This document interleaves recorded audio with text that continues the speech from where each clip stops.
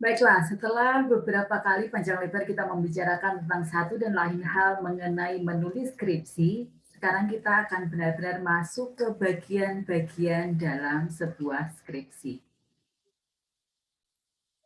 Kali ini yang menjadi fokus kita hanya satu bagian dulu ya, bagian pendahuluan. Sepertinya bagian ini merupakan bagian yang bobot persentase dari keseluruhan skripsi tidak terlalu banyak. Ya, dia lebih banyak sih dari bagian penutup, tapi tetap saja dia tidak sebanyak nanti di bagian pembahasan. Tetapi jangan salah, walaupun bagian ini adalah bagian yang tidak terlalu banyak persentase keseluruhan dalam sebuah skripsi, tetapi bagian ini merupakan bagian yang sangat penting. Karena di bagian inilah kita mengantarkan pembaca untuk mengerti sebenarnya apa sih yang kita bahas, pemaparan apa toh, argumentasi apa saja yang akan kita sajikan ke hadapan para pembaca. Nah, oleh karena itu, jangan pernah abaikan bagian pertama atau bagian pendahuluan. Bahkan seringkali orang memperhatikan atau ingin mengetahui apakah saya akan membaca bagian selanjutnya atau tidak dari membaca terlebih dahulu bagian pendahuluan. Nah, ini yang akan kita bahas pada bagian ini. Sebelum kita lanjut untuk membicarakan mengenai pendahuluan, saya ingin mengingatkan lagi setelah panjang lebar pembicaraan kita dari bagian pertama hingga bagian keempat ini, bahwa ingat ya, kita atau Anda semua mahasiswa sedang mengerjakan laporan penelitian, research report, yang diberi nama skripsi. Atau skripsi itu berarti sama dengan laporan penelitian. Nah, sekarang kalau kita lihat keseluruhan bundle dari skripsi itu, sebenarnya dia terdiri dari 3 bagian. Bagian yang awal, bagian pertama itu bagian awal, kemudian yang kedua bagian isi, dan yang ketiga bagian akhir. Jadi kalau mau dipilah-pilah dalam satu bundle skripsi itu ada bagian awal, kemudian ada bagian isi, dan kemudian ada bagian akhir. Di bagian awal termasuk di dalamnya itu cover, kemudian ada lembar pengesahan, ada daftar isi, ucapan terima kasih, pernyataan keaslian, daftar peraturan atau list of statutes, daftar putusan, list of cases, dan abstrak. Jadi itu adalah bagian-bagian pada skripsi di bagian awal. Dia tidak menyentuh substansi memang, kecuali di bagian abstrak ya, Anda tetap harus memperhatikan penulisan abstrak dengan baik. Nah, dia tidak terkait langsung dengan bagian substansi, tetapi di sana orang mendapatkan informasi mengenai sumber yang Anda ambil. Apakah nanti argumentasi Anda itu didasarkan pada sumber-sumber yang sahih, pada banyaknya, misalnya orang bisa melihat banyaknya peraturan yang Anda lihat sehingga orang tahu, oh Anda berpikir secara sistematis, Anda melakukan penafsiran sistematis dari semua peraturan perundang-undangan itu untuk menjawab rumusan masalah yang ada di dalam skripsi Anda. Oh, Anda juga merujuk pada berbagai kasus untuk melihat bagaimana hakim menerapkan atau bagaimana hakim berpendapat terkait pada kasus atau terkait pada isu yang bersinggungan dengan isu yang sedang Anda bicarakan, misalnya seperti itu. Nah, ini hal yang sederhana, tetapi diperlukan ketelitian. Jadi, tolong diingat-ingat. Terutama daftar pustaka. Di daftar pustaka ada rujukan halaman. Jangan sampai keliru apa rujukan halamannya. Jadi halaman berapa mengacu pada apa, itu jangan sampai keliru. Manfaatkan saja teknologi yang ada, manfaatkan sistem keyword yang secara otomatis tidak mengatur halaman. Nah, itu adalah bagian awal. Nah, kemudian yang kedua adalah bagian isi. Nah, karena ini adalah bagian isi, tentu saja ini merupakan bagian yang bersinggungan dengan substansi dari sebuah skripsi itu sendiri. Terdiri dari 3 juga, yaitu bagian pendahuluan, kemudian bagian pembahasan, dan bagian penutup. Kita akan membahasnya sendiri-sendiri dalam setiap bagian. Nah, sekarang nanti setelah ini kita akan membahas bagian pendahuluan dulu. Terus kita akan bergerak ke pembahasan, lalu terakhir kita bergerak penutup. Nah, jadi kalau Anda semua mengikuti rangkaian dari video ini, diharapkan Anda bisa bergerak satu persatu, jalan bersama-sama, sehingga ini dapat mendampingi Anda dalam proses Anda menulis skripsi, gitu ya. Nah, lalu bagian yang ketiga dalam bundle utuh skripsi adalah bagian akhir.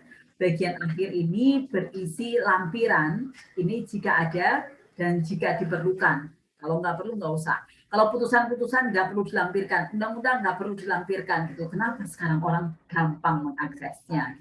Tapi kalau misalnya Anda mengkaji kontrak tertentu, Anda boleh melampirkan kontraknya di bagian belakang, gitu ya. Tentu saja para pihaknya di bagian komparisi tolong dihapus aja, dihilangin namanya, gitu, apa namanya, supaya tidak melanggar privacy. Anda tidak berpeluang melanggar privacy ketika itu nanti dibaca oleh banyak orang. Nah, di bagian akhir selain dari lampiran juga ada referensi. Nah, untuk referensi, ingat di tempat kita, referensi itu adalah benar-benar yang di-refer di dalam skripsi. Jadi yang ditulis pada referensi hanya sumber-sumber yang dirujuk baik dalam kutipan langsung maupun kutipan tidak langsung di dalam skripsi, sehingga kalau mau di cross check antara yang ada di referensi dan yang ada di catatan kaki itu nanti match, bisa cocok. Dengan kata lain, Anda tidak boleh menuliskan tambahan sumber-sumber yang lain biar kalau dibuka, oh kayaknya 10 lembar referensinya gitu. Nggak boleh, hanya yang dirujuk, hanya yang di refer secara langsung maupun dalam kutipan langsung maupun tidak langsung di dalam bagian isi. Nah, itu adalah bagian keseluruhan dari skripsi. Nah, kita akan fokus untuk membahas bagian isi. Secara khusus, kita akan lihat apa sih sebenarnya isi dari sebuah pendahuluan.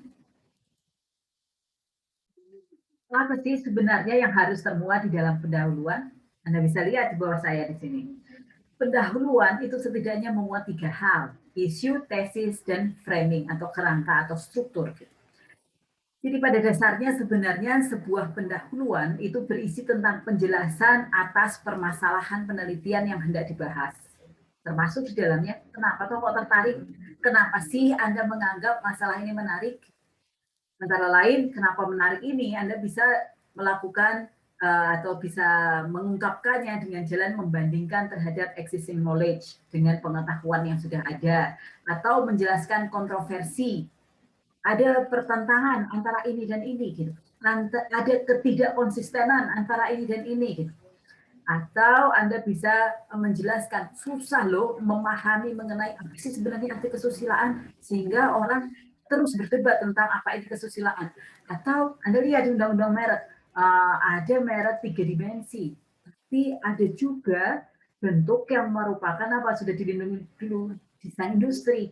Jadi kapan dia bisa dimasukin 3 dimensi, kapan dia desain industri, gitu. Persinggungan, adakah persinggungannya? Gitu. Nah, apa sih sebenarnya yang dimaksudkan merek 3 dimensi? Gitu.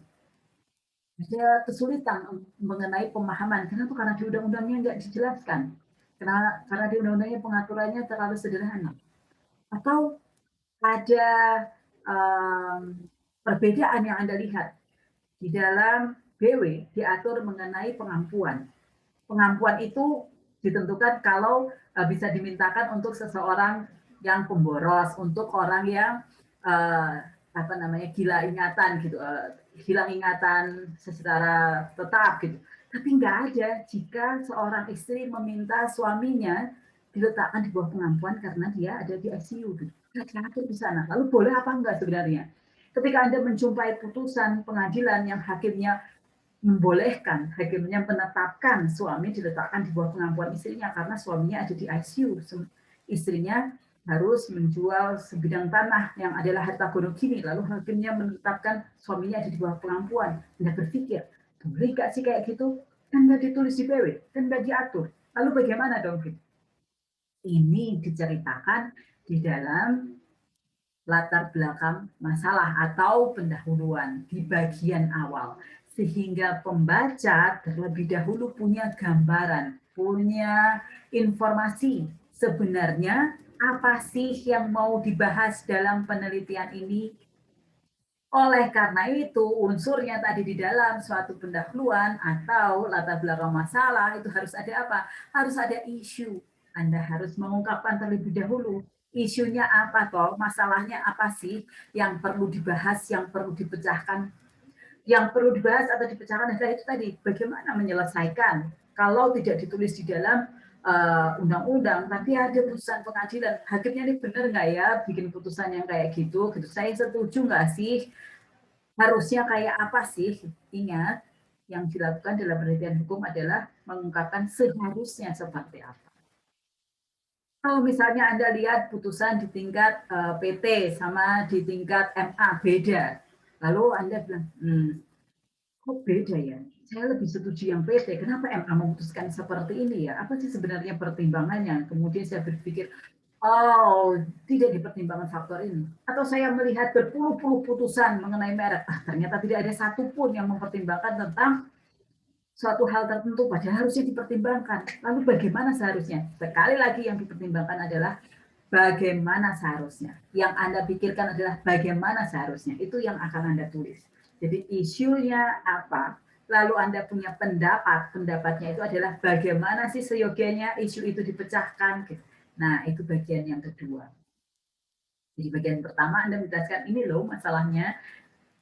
Di bagian yang lain ya, kalau Anda belum lihat silahkan lihat bagian mengenai isu hukum. Bagaimana kita cari isu hukum. Nah, isu hukum itu dituangkan di dalam pendahuluan atau di dalam latar belakang masalah. Sehingga orang mengerti sebenarnya apa yang mau Anda tulis. Oleh karena itu, tidak perlu membahas terlalu luas. Tidak perlu membahas terlalu panjang lebar. Misalnya yang mau ditulis adalah kalau Anda transaksi di vending machine, Anda transaksi di vending machine, itu kesepakatannya sebenarnya terjadinya kapan sih? Itu yang mau Anda tulis. Kesepakatannya itu terjadi saat apa ya? Saat saya, oh iya saya mau beli gitu setelah saya baca, oh 10.000 harga minuman energi tertentu, oh minuman soda ini harganya jadi 10.000, padahal kalau di mart-mart itu harganya cuma 5.000. Oke, nggak apa-apa gitu. Oke lah, nggak apa-apa, apakah itu kesepakatannya. Atau saya ambil uang dari dompet, oh ya, saya masukkan 10.000 rupiah ke mesin, tindakan saya itu mencerminkan kesepakatannya lahir, atau ketika mesinnya narik uangnya, kapan sih sebenarnya kesepakatan itu terjadi? Itu Anda memikirkan saya transaksi di apa tuh namanya, salah satu toko online. Gitu. Nah, kapan sih sebenarnya kesepakatannya terjadi? Saat saya pilih-pilih barang, oke saya mau beli yang ini, atau saat saya klik, atau saat penjualnya konfirmasi dari si penjual. Kapan sebenarnya kesepakatannya lahir? Gitu. Nah, Anda menjelaskan mau meneliti soal itu, isunya adalah itu. Kapan sih sebenarnya kesepakatannya lahir? Itu saja yang dibahas. Nggak perlu Anda membahas mengenai perikatan di dalam hukum perdata, itu terbagi sumber perikatannya bisa bersumber dari undang-undang, bisa juga bersumber dari perjanjian, lalu perjanjian itu bisa lisan, bisa terus terlalu jauh dari apa yang mau dibahas. Anda mau bahas tentang apa tadi? Tentang merek misalnya, merek 3 dimensi. Apa sih sebenarnya merek 3 dimensi? Itu yang mau Anda bahas. Nggak perlu Anda membahas perlindungan hak kekayaan intelektual. Terlalu jauh, terlalu luas.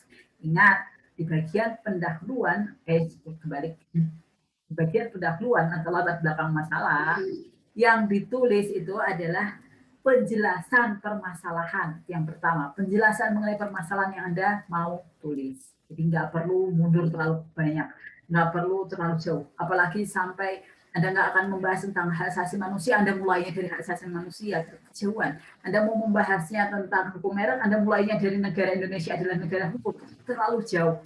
Jadi jelaskan saja apa yang mau ditulis. Nah, kemudian hal yang kedua yang jangan lupa Anda sertakan di dalam pendahuluan atau di latar belakang masalah adalah tesis atau klaim atau argumen. Anda baca buku, ada yang menyebutnya tesis, ada yang menyebutnya klaim, ada yang menyebutnya argumen. Sama. Maksudnya adalah apa pendapat Anda? Apa sih kesimpulan Anda? Apa sih jawaban Anda? Atas apa? Atas isu hukum ini loh, yang tadi barusan Anda tulis. Atas masalah yang mau Anda teliti itu loh, jawaban Anda apa? Anda berpendapat seyogianya bagaimana? Oh, saya berpendapat seharusnya seperti ini. Saya berpendapat kesepakatannya lahirkan pada saat ini, karena ini. Itu yang Anda tulis di tesis. Kita nggak membahas lagi tesis itu apa, argumen itu apa, bagaimana menuliskannya, Anda lihat lagi di video yang lain ya. Nah, jadi itu harus Anda sertakan. Ada isunya, kemudian atas isu itu, apa sih pendapat Anda? Karena apa Anda berpendapat seperti itu? Itu unsur yang kedua yang harus Anda sertakan di dalam tesis atau di dalam latar belakang atau pendahuluan. Nah, kemudian ini di bawah sini yang warnanya kuning, yang terakhir nih, unsur yang ketiga yang harus ada adalah frame atau kerangka atau struktur. Ketika membahas pendahuluan, orang kemudian ingin tahu, oke, saya tahu ini penelitian ini akan membahas mengenai sesuatu hal depan. Oh ya, penulis punya pendapat begini. Lalu yang perlu diketahui selanjutnya adalah bagaimana si penulis dia akan membangun argumentasinya untuk mendukung argumen yang dia buat. Jadi di sini Anda lihat, kalau lupa ingat juga video yang lalu ya, argumen dan argumentasi. Argumen itu tesis, argumen itu tesis atau klaim atau pendapat Anda gitu, jawaban Anda, kesimpulan Anda terhadap isu hukum. Nah, atas argumen tersebut perlu ditopang, perlu dibangun, perlu disangga gitu. Nah, susunan penyangganya ini perlu disampaikan di bagian pendahuluan, sehingga di sana termuat pembahasan atau tesis ini akan didukung atau akan disajikan dengan beberapa breakdown, yaitu menguraikan pembahasan-pembahasan tertentu yang tentu saja harus konsisten dengan tesis statement-nya. Kenapa? Karena ini seperti kaki meja. Kalau tesis atau klaim itu adalah atasnya meja, di bawahnya meja ini ada kaki yang menopangnya. Nah, maka sub-sub bagian kerangka ini, frame ini akan menjelaskan bagaimana argumen itu dibangun, bagaimana rasionalisasi diberikan, apakah nanti hasilnya itu bisa dipercaya, bisa membuat orang menjadi percaya, bisa membuat orang menjadi yakin atas argumen yang dibuat atau tidak. Semua orang bisa bilang saya jelek atau saya cantik, tetapi tidak semua orang bisa menerangkan alasannya kenapa. Semua orang bisa bilang apakah cheesecake itu rasanya enak atau enggak, atau yang enak itu yang seperti apa, tapi nggak semua orang bisa memberikan alasannya kenapa dia enak, kenapa dia enggak gitu. Nah, di dalam sebuah penelitian hukum, pada akhirnya orang akan melihat apakah argumennya ini didukung oleh argumentasi yang masuk akal atau enggak. Apakah argumennya ini didukung oleh bangunan yang kuat atau tidak. Nah, di bagian pendahuluan Anda harus mengemukakan untuk mempertahankan argumen ini, argumen yang Anda punya, tesis yang Anda punya, maka Anda menyajikan skripsi dengan susunan kerangka seperti ini. Jadi orang bisa melihat, oh ternyata kuat ini mejanya. Kenapa? Karena dia ditopang oleh kerangka yang kuat. Dia ditopang oleh kaki-kaki meja yang kuat. Oh, karena kakinya banyak, nggak cuma satu. Jadi ini nggak goyang ini tesisnya. Nah, itu adalah framing atau kerangka atau struktur yang harus dituliskan di bagian pendahuluan. Jadi dengan demikian, sebenarnya bagian pendahuluan itu tidak perlu panjang lebar. Ingat, dia bukan isi. Dia mengantarkan kepada pembaca mengenai apa sih yang mau dibahas, pendapatnya apa sih, kerangkanya apa sih. 3 hal itu saja yang harus Anda pastikan ada di dalam suatu pendahuluan. Nah, nanti Anda bisa lihat di deskripsi saya memberikan beberapa sumber bahan bacaan untuk belajar lebih lanjut. Salah satu yang di sana, Anda juga bisa melihat bahwa ada apa? Ada satu hal yang harus dimasukkan juga ketika Anda membahas mengenai argumen Anda. Anda harus menunjukkan bahwa argumen Anda ini beda. Argumen Anda ini memiliki kebaruan, tidak sama dengan argumen yang sudah disampaikan oleh orang lain. Orang lain ada yang berpendapat begini-begini, tapi menurut Anda tidak begini. Atau belum ada yang menulis tentang ini. Gitu. Atau sudah banyak yang menulis tentang ini. Anda bisa lihat beberapa tulisan di jurnal Nanti Anda bisa bilang, oh sudah banyak sebenarnya yang menulis mengenai hal ini, hal ini. Tetapi tulisan saya berbeda karena saya mendasarkan argumen saya pada hal ini. Jadi Anda menunjukkan kedua tulisan Anda beda. Nah, itu 3 hal yang penting Anda ingat supaya dalam menuliskan pendahuluan, susunannya bisa baik, susunannya bisa jelas, nggak lari ke sana ke sini. Gitu ya, semoga bermanfaat untuk Anda. Demikian untuk bagian pendahuluan, nanti kita akan lanjutkan untuk bagian pembahasan, kemudian untuk bagian penutup. Nah, kalau menurut Anda, saya ini ragu-ragu, kalau menurut Anda penting di dalam video ini juga disertakan contoh menuliskan pendahuluan, contoh menuliskan apa, tadi menunjukkan perbedaan. Memang sih ada yang sudah menulis tentang ini, tapi saya punya pendapat yang berbeda. Memang sih sudah ada yang menulis tentang ini, tapi dia fokusnya ke sana, saya fokusnya ke sini. Nah, kalau Anda merasa perlu tunjukkan contoh-contoh yang seperti itu, tulis saja di komentar ya, nanti saya pertimbangkan untuk edit videonya. Tapi kalau dirasa cukup jelas, nanti Anda bisa tanyakan dalam proses pembimbingan. Ya, terima kasih. Sampai ketemu di video yang lain.